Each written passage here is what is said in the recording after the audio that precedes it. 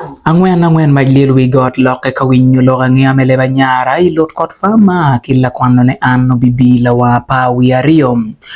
Kumalo melo bu Uganda opong gi koko ke kenne 2001 madong Mr. Bo Lawrence otigo o katich boning oboro kwe santa guchako kono duon dogola padano kono gitieka yenyo orapai kumalo melo bu Uganda won gang mo achiel dit school fees okidi oye dong mejolo tigo o katich mebedo gange melo bene wilo pang ot duju kun wajo ni otigo mero bedong kayateka otigo o katich boni ukati kono kichek mogo bot lupang ot mawajo ni lupang ot mati kono kidiegi dian weng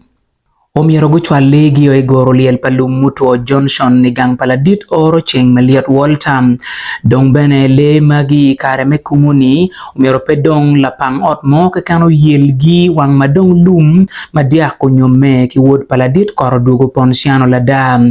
dokare man konong bichero we dume apa me o wen yono be loch kana ninda bungwen me dume apa ka dong chamu rinyo berutie ladit Bo Lawrence ki dagone otigo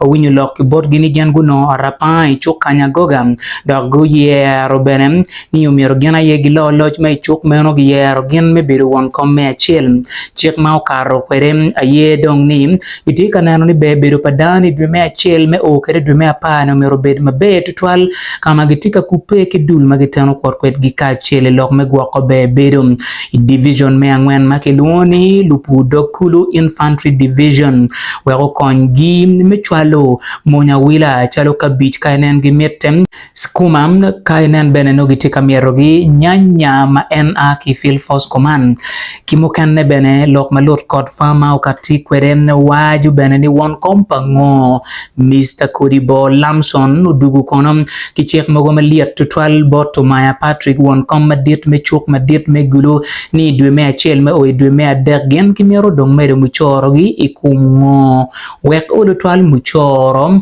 ukony ministry mekwan mekonyo lokom school fees pitam me achel